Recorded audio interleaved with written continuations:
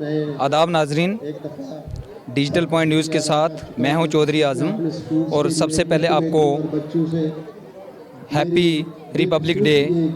और हम अभी हाई सेकेंडरी स्कूल मोगला में और उनके जो प्रिंसिपल साहब हैं उनसे अभी थोड़ी देर में बात करते हैं। हाई सेकेंडरी स्कूल मोगला के प्रिंसिपल सर अभी इनसे ही बात करेंगे कि आज का जो बच्चों ने पार्टिसिपेट किया उसके बारे में इनका क्या कहना है। सर सबसे पहले आपको हैप्पी रिपब्लिक डे, और उसके बाद सर आज मुझे आप बताएंगे कि जो आपके यहाँ अलग अलग स्कूलों के बच्चों ने आके पार्टिसिपेट किया उसके बारे में सर आप क्या कहेंगे। सबसे पहले मैं आपका धन्यवादी हूँ कि आप अच्छी बातों की कवरेज करते हो और इससे बच्चों का मनोबल जो है वो ऊंचा होता है। जहाँ तक पार्टिसिपेशन की बात है, आप देख भी रहे थे, शायद प्रैक्टिकली आप इधर ही बैठे थे, तो जहाँ कम से कम 6-7 स्कूल थे और आइटमें भी हमारी 15-16 आइटमें थी जो नेशनलिज्म पे आधारित थी। ज़्यादा से ज़्यादा जो नेशनलिज्म पे आधारित थी। पुराने जो हमारे महापुरुष हुए हैं, जैसे झांसी की रानी के बारे में आपने देखा, उसके आधारित एक गिद्दा जो था वो स्किट जो है वो पेश किया गया है। तो बच्चों ने बड़ी मेहनत की है और जिन बच्चों को मेहनत करवाने वाले जो टीचर थे, मैं उनको इस चीज़ की मुबारक देता हूँ। गणतंत्र दिवस की तो मुबारक देता हूँ, लेकिन उन टीचर को मुबारक देता हूँ जिन बच्चों ने इतनी अच्छी आइटमें पेश करवाई आज के दिन के रिलेटेड। जी सर जो अभी जो बच्चे उनको आपका लास्ट मैसेज क्या रहेगा। लास्ट मैसेज यही है कि जो हम पढ़ते हैं, जो हमें पढ़ाया जाता है, जहाँ हम जो हमारे महापुरुष हुए हैं उनकी स्टोरियाँ फ्रॉम टाइम टू टाइम हम पढ़ें। और जैसे ये दिन मनाए जाते हैं, जैसे मैंने स्टेज पे भी कह दिया, ये इसलिए मनाए जाते हैं कि हम अपनी पीढ़ी को हम ट्रांसमिट करते हैं कि कोई चीज़ हमें मिली कैसे है और उसको हमने उसको सुरक्षित कैसे रखना है, उसको रखना कैसे है, संभाल तभी सकते हैं हम हर फील्ड में तरक्की करेंगे। पढ़ेंगे भी, फिजिकली भी स्ट्रांग होंगे, इकोनॉमिकली भी होंगे, स्पोर्ट्स में भी होंगे, यानी हर फील्ड में हमारा हर बच्चा, हर शहरी अगर तरक्की करेगा फिर हमारा देश जो है वो आगे जा सकता है। तभी इस देश को इन दिनों को मनाने का जो है सही फ़ायदा हो सकता है। Thank you sir. और कामशू के साथ इस आज़ादी को हासिल किया। आज सब मिलकर बिना लिहाज मज़हब, मिल्लत व रंग व नस्ल हिंदुस्तान की सारी जिम्मेवारियों को ये नई नस्ल जो अपने कंधे पे उठाने के लिए तैयार खड़ी है। ये कदम से कदम मिलाकर चलना इस चीज की आकाशी करती है कि हमारी बच्चियां और बच्चे दोनों मिलकर, यहाँ की बच्चियां भी बच्चों से कम नहीं, दोनों मिलकर चाहे हिंदुस्तान का तरक्की का कोई भी मैदान क्यों ना हो, वो किसी भी मैदान में बच्चों से पीछे नहीं, बल्कि सारी जिम्मेवारियां बच्चों के साथ मिलकर अपने कंधों पे उठाने के लिए खड़ी हैं, जिससे हिंदुस्तान का मुस्तकबिल साफ रोशन यहाँ नजर आता है। इसके पीछे हमारे मॉडल हाई स्कूल की एकेडमी जो हमारे स्कूल के बगल में, उनके नन्हे बच्चे अपनी यूनिफॉर्म में मलबूस तिरंगे को सलामी देते हुए एक एक कदम आगे मंजिल की तरफ रवा दवा है। न्याय थी, खुशी का मकाम कि आज हमने सारे हिंदुस्तान में इसके साथ मिलकर इस झंडे को सलामी देने की रस्म जो है वो अदा की है। से पढ़ते थे 63 के, तो कभी मौका मिला तो आपको बताएंगे दोज वर द डेज। आज बच्चे, गरीब से गरीब बच्चे को ऐसी फैसिलिटीज हैं, गरीब से गरीब माँ बाप उसको इतनी फैसिलिटी दे रहा है कि जब अगर हम उस दिन से आप कंपेयर करें तो शायद हम सोचते हैं कि उस ऊपर वाले ने हमारे पे बड़ी दया की है। और इसके साथ जितने लोग जहां बैठे हुए हैं, मेरे अंकल मैं कहता था, कैप्टन संदूर सिंह जी जहां से अभी चले गए थे, उनको कहीं जाना था, अब जहां एक नौजवान अभी बड़े इमोशनल तरीके से बोला था। अब बात जहां आती है, ज्यादा समय नहीं लूंगा, थोड़ा सा मेरी आपसे यही रिक्वेस्ट है कि जब तक जहां बैठे, जब तक किसको कहना है तो कहना है, जब तक सुनना है तो सुनना है। तो मैं आपको ये कहूं कि हम ये उत्सव मनाते क्यों हैं, बात तो जहां आगे खड़ी होती है।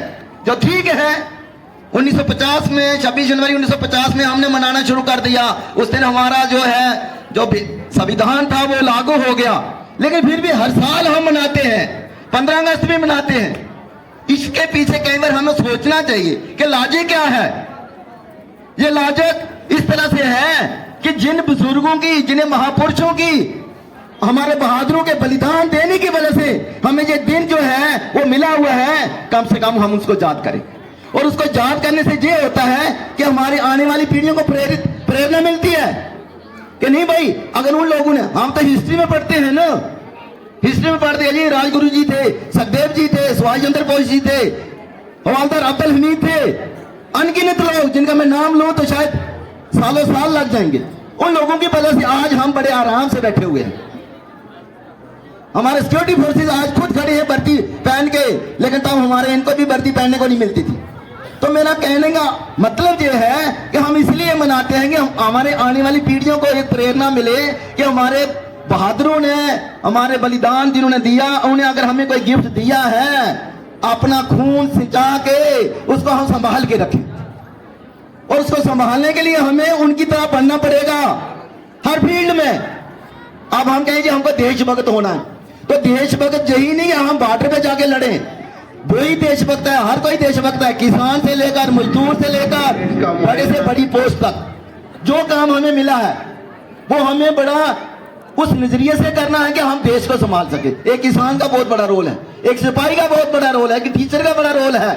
और जैसे आप लोग आए जहां, आपका बहुत बड़ा रोल है। सपोज किया आप लोग आते ही नहीं तो कितनी शान होती, जहां ऐसी लगती नहीं लगती। इसी तरह से जहां जहां हमारा योगदान है हमको देना चाहिए, तभी हम इस देश को आगे बढ़ा सकते हैं। हाँ, इतना मैं तहे दिल से कहता हूं कि हमारा देश तरक्की कर रहा है, हमारा इलाका तरक्की कर रहा है। कई बार लोग कहते हैं ना, नहीं यार हमारा इलाका डेवलप नहीं हुआ, मैं इसके साथ एग्री नहीं हूं।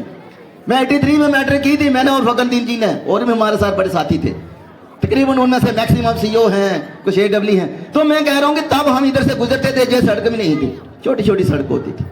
ये इस तरह के कपड़े कभी हमारे बच्चों को पहनने को नहीं मिलते थे। ऐसे कपड़े जैसे आप सब लोग पहन के आए हैं, हमारे आम समाज के लोगों को भी नहीं पहनने को मिलते थे। जैसे हमारे बच्चे आइटमें पेश कर रहे थे, किस तरह का ड्रेस डाला था उन्होंने, किस तरह का आइटमें तैयार करवाई थी। 26 जनवरी हम बनाते थे, हम भी हिस्सा लेते थे, लेकिन इस तरह के कपड़े, इस तरह का सिस्टम, इस तरह की डेकोरेशन हमको नसीब नहीं होती थी। तो मैं ये कह रहा हूं कि जहां से लगता है कि हमारे समाज तरक्की कर रहा है, देश तरक्की कर रहा है, लेकिन दूसरी तरफ आजादी का मतलब ये नहीं कि जो दिल करे वो हम करते जाए। जहां देश के लिए हमारा, हम कहते हैं ये मेरा राइट है, हर कोई कहता है ये मेरा राइट है। भाई जहां राइट है वहां ड्यूटी भी है।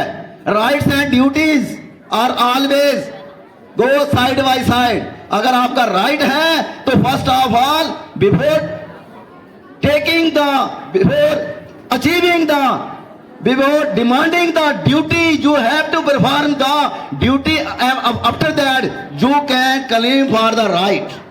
जब आप ड्यूटी करोगे उसके बाद आप राइट क्लेम कर सकते हो। अगर आप ड्यूटी करते ही नहीं तो राइट क्लेम करना किसी तक भी हमारा जो है वो नहीं हो सकता। हमने फसल बीजा ही नहीं तो हम खाएंगे कहां से।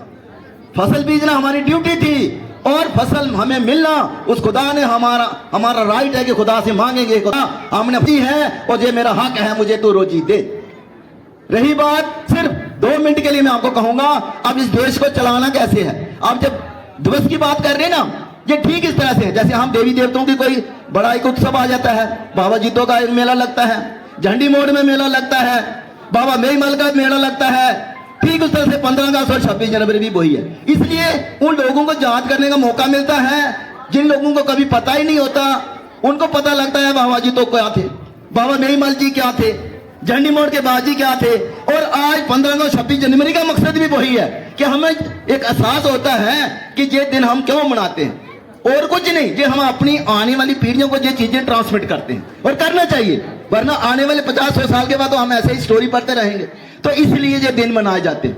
और फिर ऐसे मौके पे भाषण करना और फिजिकली प्रैक्टिकली उस पर उतरना, 100% नहीं उतर सकते, मैंने 15 अगस्त के दिन भी कहा था, लेकिन 70-80% मैं अभी बात कर रहा था अपने किसी साथी से, बड़े भाई से, भाई 100% कोई नहीं कर सकता। मैं कहूं कि मैं बड़ा सेकुलर हूं, मैं बड़ी इक्वलिटी करता हूं, लेकिन अगर 100% नहीं उतर सकता तो कम से कम 70-80% मुझे करना चाहिए। 70-80% मेरे से इक्वलिटी होनी चाहिए।